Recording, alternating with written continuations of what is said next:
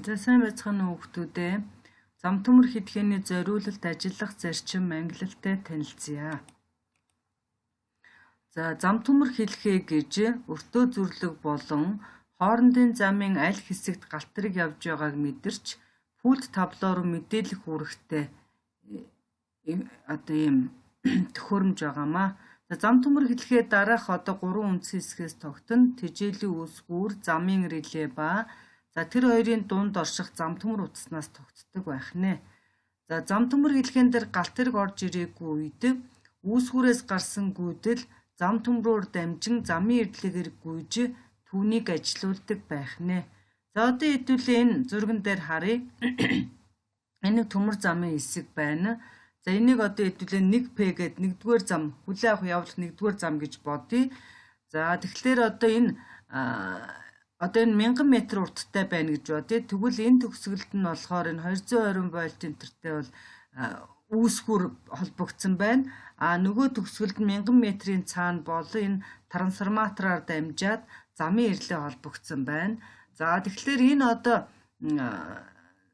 төмөр замын хэсэг дээр нэгдүгээр зам дээр галтрыг орж ирээгүй үед энэ одоо үүсгүүрээс гарсан 220 вольтоос гарсан гүйдэл за ингэж гүйх нэ шүү. Жишээ нь одоо эндээс ингэж гараад энийг одоо хэдүүлээ пихет туйл гэж үзэх юм бол ингээд трансформатороор дамжаад за зам төмрөөр одоо ингээд гүйж ин хар зураасаар би үзүүлсэн байгаа шүү. Ингээд зам төмрөөр маань гүйдэг байх нь шүү хүмүүдээ. За тэгээд одоо энд нөгөө эрлийн трансформатор холбогдсон байна. Энэ зангилаа. Тэгэхээр ингээд энэ трансформатороор дамжаад энэ замын эрлэгээр гүйгээд за буцаад гүйдлэн маань шүү дээ хүүхдүүдээ. Энэ туйлаас гарсан бол гүйдэл нөгөө үүсгүүрийн нөгөө туйлд иржээж ингээ хэлхээ битүүрдэг байх нь. Тэгэхээр гүйдэл маань ингээ замын эрлэгээр гүйгээд нөгөө зам төмрөөр буцаад гүйж шүү. Хар сумаар би энд үзүүлсэн байгаа.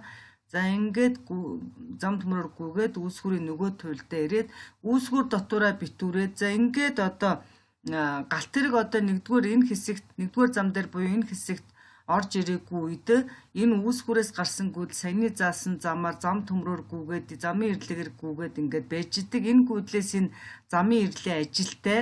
За энэ ажилтай байгаа учраас түүний энэ контакт ингээд дээшээ татцсан байдаг. Бахан энэ ерөнхий контакт арийнхаас салцсан байна. За тэгэхээр энэ нэмэх туйлаас гарсан гүйдэл бол энэ одоо улаан лампаар бол гүйж чадахгүй байх нь шүү хасах туйл дээр. Тэгэхээр яагаад вэ гэхээр энэ эрлээ ажилтай үед энэ контакт салцсан. Ингээд улаан ламп 1P гэсэн улаан ламп пул таблоо дээр асаагүй байх юм бол энэ гадаа байгаа 1P дээр галтрыг орж ирээгүй байна гэж үздэг байх нь шүү.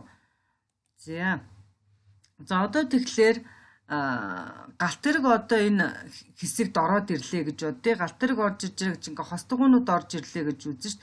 Галтрыг байхгүй нөө үүсгүүрийн гүйдэл маань энэ улаанаар тэмдэглэсэн ингээ гүйдэл ингээд зам төмрөөр гүгээ замын эрлэгээр гүгээд ингээд эрлээг ажилуулад эрлээ ажилтнаа чи контакт дэшээ болоод 1P гэсэн улаан ламп бас чадаагүй. Энэ унтарцал бол нэгдүгээр зам дээр галтрыг орж ирээгүй гэж үздэг. За тэгэхээр энэ дээр галтрыг орж ирж байгаа гэдэг чинь баахан хостгоо орж ирж байгаа гэсэн үг.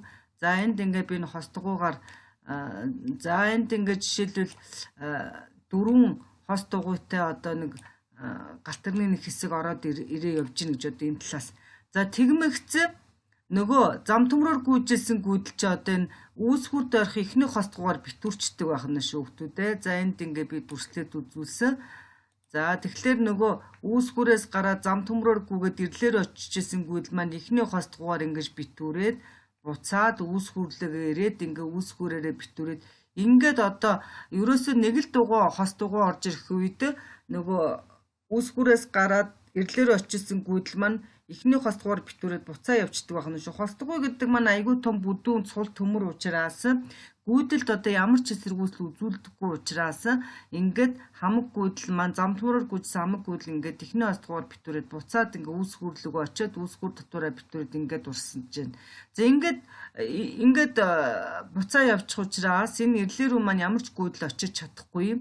Ирлийн оромгор гүйдэл гүйх учраас ирлээ ажилгүй болно. Ажилгүй болохоор яадаг вүлээ түүний энэ ерөнхий контакт чинь доошоогоо унаад ингээд арихтайгаа залгагдчихна. За энэ тохиолдолд энэ нэмэх туйлаас гарсан гүйдэл хасах туйлдаа эрэхтэй энэ одоо 1P гэдэг улаан лампыг пульт дээр асаачих юм бол бидний үгж ойлгох нь гадаа байгаа нэгдүгээр зам дээр галтрыг орж ирсэн үед ингээд улаан асдаг байх нь шүү. Тэгэхээр одоо жижүүр өртөөний жижүүр бол гадаа заавал ингэж гарч харах хэрэг байхгүй. Пул табло дээр одоо 1П гэсэн улаан ламп асчих юм бол гадаа байгаа нэгдүгээр зам дээр ингээ галтарг ороод иржээ гэж ойлгоод ингэж одоо ойлгодог байх нь шүү. За тэгэхээр энэ мэдээлэл маань одоо галтарг энэ аль хэсэгт байгааг мэдснээр жижүүр бол одоо дараа чи өөр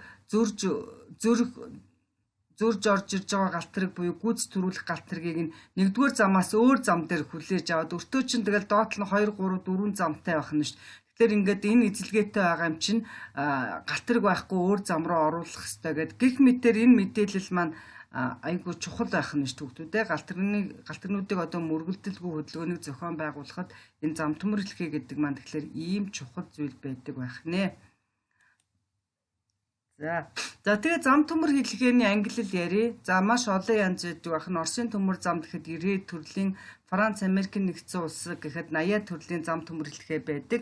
За тэгээ зам төмөр хэллэгийг яаж ангилдаг талаар хэдүүлээ 11-р лекц дээр бичсэн байгаа. За тэрнээс би товч танилцуулахад бол зам төмөр хэллэгийг тэжээлийн гүйдлийн төрлөөс хамаарч тогтмол ба хувьсах гүйдлийн гэж ангилдаг байх нь шүү. Өөрөөр хэлбэл энэ зам төмрөөр гүйж байгаа гүйдлээс хамаарат хувьсах гүйдэл гүйж байгаа бол хувьсах гүйдлийн зам төмөр хэлхээ, тогтмол гүйдэл гүйж байгаа бол тогтмол гүйдлийн зам төмөр хэлхээ гэж хэлэх нь. Тэгэхээр тэр нь юунаас хамаарах вэ?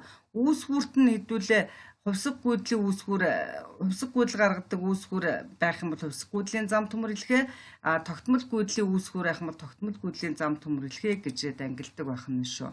За хоёрт нь тэжээлийн горимоор нь тасралтгүй үргэлжилсэн тэжээлтэй ба тасалдсан тэжээлтэй гэж тасалдсан буюу импульсийн тэжээлтэй гэж ангилдаг байх нэ. За гуравт нь зам төмөр хэлхийг салаалсан ба салаалаагүй гэж ангилдаг байх нь. За салаалсан зам төмөр хэлхийг сумтай секцүүдийг тоноглоход ашигладаг ба салаа тус бүрд хүлээн авах чиглэлүүд байна. За энэний схемийг бас тун утахгүй үзнэ. За тэгээ зам төмөр хэлхээнүүдийг ажиллах зарчмаар нь энгийн үедээ битүү ба энгийн үедээ задгай гэж ангилдаг байх нь. За тэгэхээр энгийн үедээ битүү энгийн үе гэж зам төмөр хэлхээнд дэр галтарг байхгүй чөлөөтэй үеийг хэлнэ. Тэгэхээр энгийн үедээ битүү зам төмөр хэлхээ гэж галтарг байхгүй үед замын ирлээгээр нь гүйдэл гүйж чөлөөтэй гэсэн мэдээлэл өгдөх ба галтарг орж ирэхэд замын ирлээ яакра алдаж эзэлгээтэй гэсэн мэдээ өгддөг зам төмөр хэлхээ юм аа. За тэгэхээр саяны бидний ярьсан энэ зам төмөр хэлхээ маань энгийн үедээ битүү зам төмөр хэлхээ гэдэг байх нь шүү. Өөрөөр хэлбэл галтарг байхгүй үед үүсгүүрийн гүйдэл замын ирлээгээр битүүрээд энийг ажилуулж яадаг. Галтарг ингээд ороод ирэхээр замын ирлээ ажилгүй болоод пультээр улаан ламп хасаагаад ингээд гэмтэлтэй гэж тохиолдог. Энэ бол энгийн үедээ битүү зам төмөр хэлхээ байх нэ. За тэгээд энэ зам төмөр хэлхээний замын ирлээ нь одоо өөрийн секц эзэлгээтэй чөлөөтэй байдлыг заахаас гадна зам төмөр хэлхээний бүх элементийн бүрэн бүтэн байдлыг хяндаг учраас ихэд дэлгэрсэн хэлхээ юм а. Өөрөөр хэлбэл энэ энгийн үедээ битүү зам төмөр хэлхээнд ямар нэгэн гэмтэл гарах юм бол замын ирлээ яакра алдаж одоо гэмтэл гарсныг тохиолдсноор галтарны хөдөлгөөнд аюултай байдал үүсдэггүй байх нэ. Жишээлбэл хэдүүлээ одоо юу яа энэ зам төмөр тасарчлаа гэж бод. Энэ үүсгүүр энэ ирлээ хоёрын ч хооронд хүлээн авах явуулах зам байл доод нь 1000 м урттай юм байгаа шүү дээ. Тэгэхээр аль нэг хэсэгтээ зам төмөр тасарчих юм бол одоо энэ үүсгүүрийн гүйдэл чинь битүүр чадахгүй шүү дээ, хэлхээ тасарсан учраас тэгэхээр ирлээ рүү гүйдэл очиж чадахгүй, ирлээ ажилгүй болоод ингээд улаан ламп асаачж байгаа юм. Тэгэхээр энэ бол галтарг байхгүй улаан ламп асвал бид нар юу гэж ялах нь гэмтэл гарчээ гэж үзээд одоо яг ямар гэмтэл гарсан бэ? Ямар ч гэмтэл гарсан байж болох нь шүү хүүхдүүдээ. Реле ажилгүй болсон байж болох юм байна. Трансформатор шатсан байж болох нь байна. Зам төмөр яасан байх нь тасарсан байж болох нь байна. Энэ үүсгүүр шатсан байж болох нь байна. Энэ трансформаторыг зам төмөрт холбодог энэ тороосууд гэж байдаг. Бас энэ трансформаторыг зам төмөртөө холбодог тороосууд энэ тороосууд салсан байж болно. Энэ бүх гэмтлийн үед бол энэ ирлээр гүйдэл очиж чадхаа болоод ирлээ ингээ ажилгүй болсноор дандаа улаан ламп асаагаад тэгэхээр галтарг одоо нэгдүгээр зам дээр байхгүй үед энэ улаан ламп асаад байгаа гэж тохиолдоод байх юм бол бид нар одоо энэ гэмтэл гарчээ гэж үзээд энэ гэмтлийг одоо тодруулах ажлыг бол бид нар хийдэг байх нь шүү. Энэ трансформатор шатцсан юм уу, зам төмөр тасарсан юм уу, ирлийн шатс юм уу? Энийг бол одоо хэдүүлээ схемээ мэддэг болсон тохиолдолд маш хурдан ерөөсөө тестрээр хэмжилт хийгээл тодруулдаг болцдог байх нэ. За тэгээд энгийн үедээ задгай зам төмөр хэлхээ гэж бас байдаг. За тэгээд энэ одоо манай Улаанбаатар төмөр замд баг хэрэглэгддэггүй учраас хэдүүлээ одоо энийг алгасаад явъя. За уучлаарай цаг байгаа юм байна. Энийг тайлбарлах чи өөр слайд байхгүй юм байна. За тэгэхээр энгийн үедээ задгай зам төмөр хэлхээний тэжээлийн үүсгэрөө замын ирлийн зам төмөр хэлхээний нэг төгсгөлд хамт байрладаг. Одоо өөрөөр хэлбэл энэ одоо тусгаарлах уулзрыг ингэж тэмдэглэж байна. Энэ тусгаарлах уулзраас энэ тусгаарлах уулзрын хооронд одоо ингэж хэдий 100 м-ийн урттай нэг секц байна гэж бодъё. За энэ дэр галтраг байгаа эсхийг мэдхийн тулд бол үүсгэр ирлээ хоёр талд байх хэрэгтэй байтал энгийн үедээ задгай зам төмөр хэлхээний хувьд үүсгүрний нь байна, замын ирлийн нь байна ингээ хамтдаа нөгөө зам төмөр хэлхээнийх нэг төгсгөл байдаг. Ийм зам төмөр хэлхээг энгийн үедээ задгай зам төмөр хэлхээ гэдэг бахан. За тэгээд энэ трансформаторын PT трансформаторын 1-р оромогт ингээ хувьсах 220 залгаатай ингээд 220-аас гарсангүй трансформаторын 1-р оромгоор ингээ битүүрээд гүйжээдэг бахан. За тэгэнгүүт энэ 2-р оромгийн хэлхээ ингээд тасархай задгай байгаа учраас энэ 1-р оромгоор гүйх гүйдлэх бага байдаг гинэ. Тэгээд энэ гүйдэл нь бага учраас энэ эсэргүүцлүүдээр унах хүчтлийн уналтууд бага. Тэгэхээр энэ дээр унжаа хүчтлийн уналт бол энэ замын ирлийн дөгдөөд энэ бол ирлээ ажиллаж чадахгүй. Энд байгаа хүчтэл энийг ажиллуулж чадахгүй байх нь. Тэгэхээр хизээ замын ирлээ ажиллах вэ гэхэлэр өөрөөр хэлбэл галтраг байхгүй замын ирлээ ажилгүй байдаг байх нь. Нөгөө өмнөх зам төмөрлөхнөөс эсэргээрээ байна. За одоо тэг галтраг ороод ирлээ. Энэ талаас ч юм гээд галтраг орох хостгоо ороод ирнэ гэж нэг л хостгоо ороод ирэхээр нөгөө энэ трансформаторын маань 2-р оромог хостгоор ингээд битүүрчдэг байх нь шүү дээ. За тэгмэгс нөгөө трансформаторын шин чанарыг одоо цахилгаан техникийн онол дээр үтсэн байх хэвээр 2-р оромог нь богино одоо эвлээ хостгоор ингээд богино залгагдсан үед бол 1-р оромгоор гүйх гүйдэл эрс ихсдэг гинэ. За ингээд гүйдэл ихсэж байгаа юм чинь эсэргүүцлүүдээр унах хүчлийн уналт ихсээд за тэгэхээр энэ дээр хүчтэл их болонгууд энэ хүчлжийн ирлээнд өгж байгаа шүү дээ. Ирлээ маань ажилчдаг байх нь шүү. Тэгэхээр энэ бол яаж вэ? Галтраг байхгүй үед ажиллаж чадахгүй, галтраг ороод ирсэн үед ажилдгаар эсэргээр юм эсрэг ажиллагаатай юм байна. За тэгээд энэ зам төмөр хэлхээний нэг дутагдал бол одоо жишээлбэл зам төмөр тасарсан гэж бодъё. Энэ хавьд юм уу энэ хавь зам төмөр тасарсан байхад бол энэ гэмтлийг ерөөсөө энэ ирлээ мэдрэхгүй. Яагаад вэ гэхээр энэ галтраг байхгүй үед ажилгүй ээждэг учраас гэмтэл гарахаар ажилгүй хэвээрэл байдаг байх нь шүү. Тэгэхээр энэ зам төмөр хэлхээ бол нөгөө зам төмөр хэлхээтэй харьцуулахад бас олон дутагдaltaй талтай байдаг. Тэгээд энийг бол ер нь ялгах дов дээр юм богинохон тэм секцүүдийг одоо энэ зам төмөрлөхөөр тоноглож галтраг орсон байна уу үгүй байна уу гэдгийг мэдрэхэд ашиглагддаг байх нэ.